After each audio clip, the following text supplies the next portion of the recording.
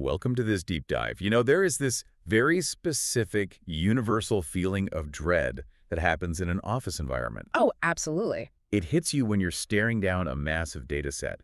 We are talking like 100,000 rows. Yeah, dozens of columns. Exactly. Maybe it's a whole messy export from your company's CRM.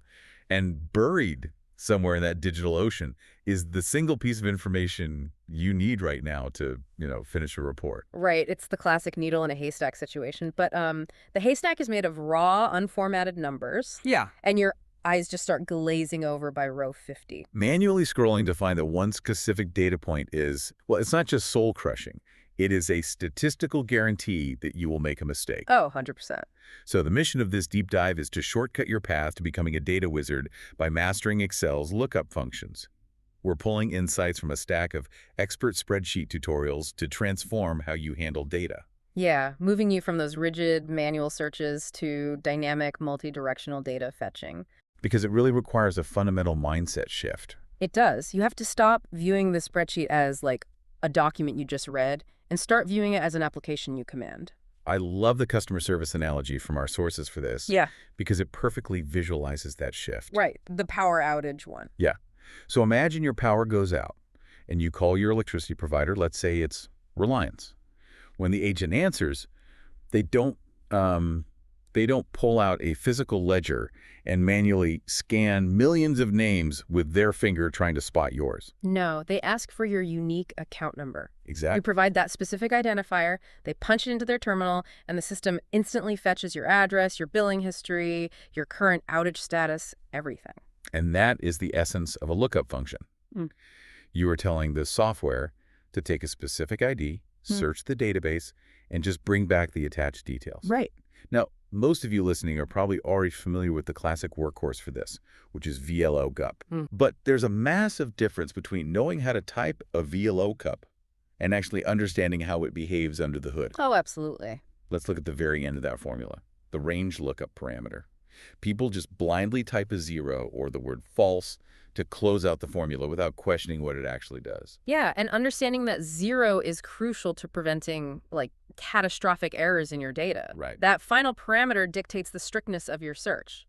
So typing 0 or false enforces an exact match. Okay, so if I search for employee ID 105, the software must find exactly 105. Exactly. If it finds 104 or 106, it just returns an error. It is entirely binary. Which kind of begs the question, why would the developers even include the option to type a 1? Or true for an approximate match? Because if I'm looking up an employee's salary, I definitely do not want an approximate answer. Well, yeah, you wouldn't use it for specific IDs, but think about a tiered commission structure or a tax bracket. So if a salesperson generates $5,200 in revenue and your commission tiers are set at $1,000, $5,000, and $10,000, Right. you want the formula to drop them into the $5,000 bucket. Got it. An approximate match does exactly that. But there is a massive, and I mean massive, often unspoken danger here. What's that? If you use an approximate match, your data must absolutely be sorted in ascending order. Because of the way the search engine fundamentally scans the column. Right, exactly. It scans sequentially from top to bottom. So in our commission example, it looks for 5,200. It sees 1,000, moves down. It sees 5,000, moves down. Right. Then it hits 10,000. It realizes it has gone too far, so it retreats to the previous row, the $5,000 tier, and returns that payout percentage. Wait, so if someone accidentally sorts that table alphabetically by the tier name instead of numerically by the dollar amount, the whole search engine just derails. Completely. It will hit a larger number prematurely, retreat to the wrong row, and return a completely incorrect commission payout. Oh. And the terrifying part is that the formula won't throw an error. It'll just confidently give you the wrong number, and you might send out incorrect paychecks without ever even realizing it. That is wild. And a perfect example of why you default to 0 for exact matches unless you're building a very specific tiered architecture. Exactly. But, even when you use VLOOKUP perfectly, we have to acknowledge its severe rigid limitations. And the biggest offender is the left-to-right rule. Oh, the bane of everyone's existence. VLOOKUP forces you to design your tables in one specific way. Right.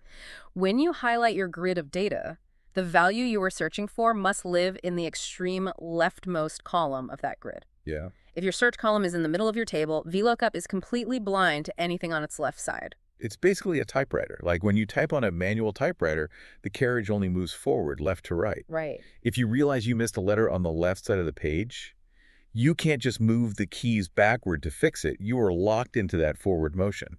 That's a great way to put it. So with VLOOKUP, if column C has the employee names and column B has their ID numbers, you cannot search for a name in C and fetch the ID from B. Which leads to terrible data management practices. I mean, people end up cutting and pasting columns to rearrange their raw data just to satisfy the formula's rigid rules. Yeah, I've done that. We all have, but you alter the source data, which is a massive liability if you are working in a shared company document or like an exported system report. Totally. And then there's the duplicate trap. You hear people say all the time that VLOOKUP doesn't work with duplicates. Right, which isn't exactly true. The formula works perfectly fine. It's the user's expectation that's broken. How so? Well, the broader dataset can have duplicates, but the specific value you are using to search must be unique. Because the engine scans top to bottom, the moment it finds a match, it stops. Ah. So if you are searching for the name Raju and you have 2 employees named Raju, the formula stops at the first one it hits in row 10. It completely ignores the second Raju in row 500. It has no concept of context. It just executes the stop command. Exactly. And this is why we rely on unique identifiers, right? Mhm. Account numbers, SKUs, employee IDs, and never names. Precisely. But honestly, my personal biggest frustration with VLOOKUP is the hard coding. Oh, you mean the column index number? Yes. Say I need to pull 5 distinct data points for a specific ID, like name, age, department, salary, and start date. Right. I write my VLOOKUP, and to fetch the name, I type a static 2 telling it to look in the second column. Then, I grab the corner of that cell to drag the formula across the next 4 columns, expecting it to automatically fill out the age, department, salary, and start date. But it doesn't. It just populates the employee's name 5 times in a row. Exactly, because the formula is hard-coded to column 2. You have to manually click into the second cell, delete the 2, type a 3. Go to the next cell, delete the 2, type a 4. It's exhausting. If you have 50 columns of data, you are manually updating 50 formulas, Yeah. which completely defeats the concept of automation. It does. It introduces immense friction and a super high probability of human error. But our sources highlight an incredibly elegant solution for this using a technique called nesting. Right. So instead of typing a static number, you nest another formula inside the VLOOKUP to dynamically calculate the column position as it moves. Use the column S function. Wait, so instead of typing the number 2, I just drop column S into that parameter. How does the calculation actually work as I drag it across the sheet? Okay, so you give the column and S function a starting range of just 2 columns, say columns A and B, Okay. but you lock the very first cell reference using the F4 key. That anchors column A in place. The function counts the columns from A to B and outputs a 2. Then when I drag the Formula 1 cell to the right, that range expands. Exactly, because column A is anchored by F4, but column B is free to move, so A to B becomes A to C. Flip over. The function counts A, B, C, and dynamically outputs a 3. Drag it again, it expands to D, outputting a 4. You effectively build a self-updating counter inside your VLOOKUP. That is brilliant. And we really should emphasize how vital that F4 key is for the main data array as well. Oh, definitely. If you don't lock your main database box with F4, the moment you drag your formula down a single row, the entire search area slides down a row. 10 rows later, you are entirely missing the top 10 rows of your database. Failing to anchor data is probably the single most common cause of NA errors in spreadsheets worldwide. So true. So we have all these like duct tape fixes, we nest formulas, we rearrange columns, we memorize exact versus approximate matches. But Microsoft eventually realized that data has fundamentally changed. It really has. We aren't just looking at neat printable tables anymore. Data is fragmented across cloud systems, it's exported in weird formats, and it's constantly shifting. And the rigid structure of VLOOKUP just became a liability. And its horizontal counterpart, HLOOKUP, suffered from the exact same rigid rules, just oriented by rows instead of columns. Right, and that friction birthed XLOOKUP. If VLOOKUP is a typewriter, XLOOKUP is like a touchscreen. Yeah. You don't have to navigate sequentially. You can just tap directly on the 2 points you care about, regardless of where they are on the screen. That's a perfect analogy. It decouples the search process from the physical layout of your table. Right. With XLOOKUP, you don't define one massive grid of data and then count columns. You provide 3 distinct arguments. First, the value you're searching for. Second, the single column where that value lives. And third, the single column containing the answer you want. And since you select the search column and the answer column independently, they can be anywhere. Anywhere. The answer column can sit 3 columns to the left of your search column, and XLOOKUP fetches it without breaking a sweat. It completely bypasses the left-to-right rule. Because it maps the physical position in the first array to the corresponding position in the second array, it's an entirely different underlying architecture. Wow. And because they rebuilt the engine from scratch, they integrated features that previously required those complex nested workarounds. Like the if not found parameter. That is a massive quality of life upgrade. Oh, huge. With VLOOKUP, a missing ID triggers that ugly NA error, which breaks any other formulas trying to sum or average that data. Right. The old fix was wrapping your entire VLOOKUP inside an IFER formula, making the syntax twice as long. But XLOOKUP has that built natively into the syntax. After your return array, you just type a comma and input your custom text like not found or check CRM or even just a 0. So clean. It handles the error handling internally, keeping your spreadsheets exceptionally clean. And it solves the duplicate problem, too, with directional search modes. We talked about how VLOOKUP scans top to bottom and stops at the first Raju it sees. XLOOKUP gives you a parameter to reverse the engine. Yes. You can command it to search last to first, scanning from the bottom up. This is incredibly practical for, say, financial ledgers or transaction logs. Because new transactions are appended at the bottom of the list. So if a customer has made 10 purchases over a year, their ID appears 10 times.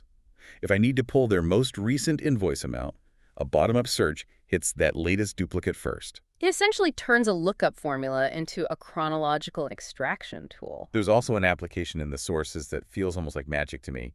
Picture lookups. Oh, this is so cool. Because XLOOKUP returns a living reference to a cell rather than just the static text inside it. You can actually hook it into Excel's named ranges. Yeah. You save your formula as a system name, link an image box to that name, and suddenly typing an employee ID doesn't just return their name, it swaps out the actual photo on your dashboard. You can build interactive, app-like visual interfaces directly inside a standard spreadsheet. It's amazing. Now, everything we have discussed so far is about precision, finding a single, specific needle.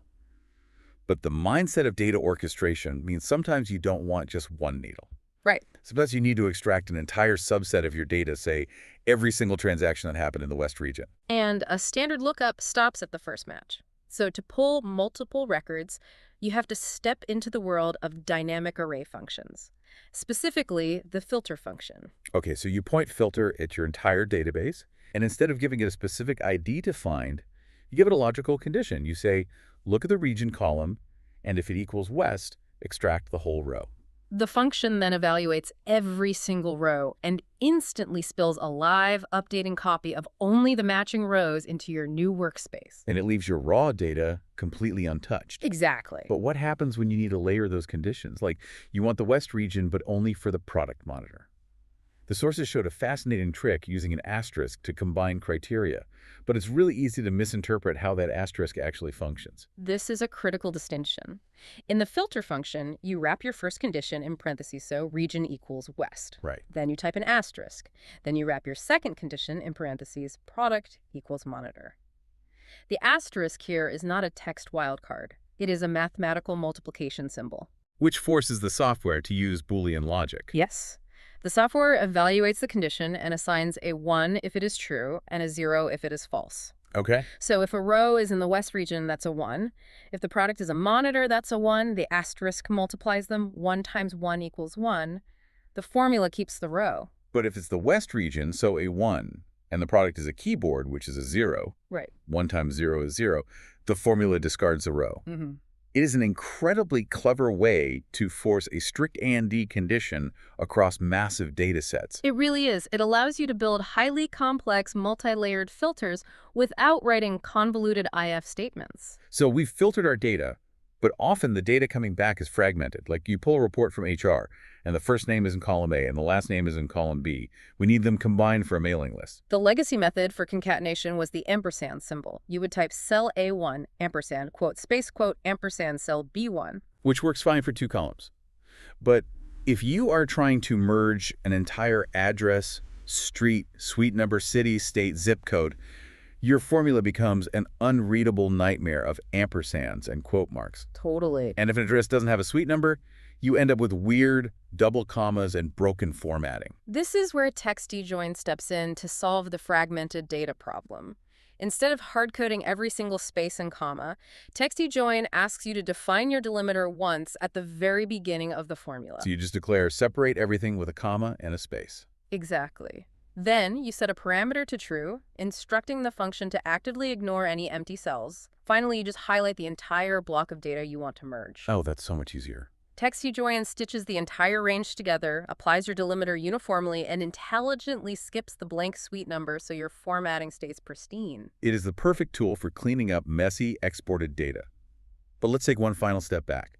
Sometimes, orchestrating data means realizing you don't need to extract the raw text or the individual rows at all. You just need the macro view. Right, conditional aggregation. Finding the sum or the count of data based on specific rules. SUMIF and COUNTIF. I want to add up the revenue column, but only IF, the region column, says north. Yeah. This brings us to another brilliant trick from the sources, and it involves the asterisk again. But this time, it acts completely differently than the mathematical multiplication we used in filter. Right. In SUMIF, the asterisk acts as a literal text wildcard. Let's use a real-world messy data scenario. You want to sum up the total sales for every Hewlett-Packard product, but the people doing the data entry are inconsistent. Oh, they always are. One row says HP mouse, another says printer HP, and a third says keyboard HP black. A standard search for HP will fail because HP does not exactly match HP mouse. But by using the wildcard, you wrap the letters HP in asterisks. Asterisk, HP, asterisk. You are essentially telling the software, I don't care how many letters come before the H, and I don't care how many letters come after the P. Right. If those two letters exist anywhere inside the cell, include that row in the final sum. It turns SUMIF into a highly forgiving search engine. It effortlessly grabs HP mouse, printer HP, and keyboard HP black, sums their corresponding sales data, and completely bypasses the inconsistent data entry. It is literally a cheat code for dirty data. When you look at the journey we've mapped out today, we started with the rigid forward-only typewriter logic of VLOOKUP. Yeah. We learned how to manipulate with exact match rules and nested column counters. Then we stepped into the modern era with XLOOKUP, using touchscreen logic to pull data from anywhere, dynamically handling errors and chronologies. We covered a lot. And finally, we zoomed out to orchestrate massive blocks of data using filter, TextJoin, and wildcard mathematics. But you know, the technical syntax is secondary. Commas and brackets change across software versions. The true takeaway here is the philosophy of data design. You are moving from a passive scroller to an active architect. I love that. You define the logic, and the machine executes the heavy lifting. Once you realize the software can automatically filter, clean, and calculate the exact metrics you need, you reclaim hours of your week. But here is a provocative thought to leave you with. Look at the evolution we just discussed. Microsoft built XLOOKUP because typing nested index and match-each formulas was too complicated for the average user. Right. They are constantly trying to lower the barrier to entry. Exactly. The interface is continually simplifying the underlying logic. Yeah. Now, factor in the explosive integration of artificial intelligence and natural language processing into these platforms. We are optimizing our syntax today, but how long until syntax itself is entirely obsolete? It's coming fast. We are rapidly approaching a reality where you won't need to memorize asterisks or parameters.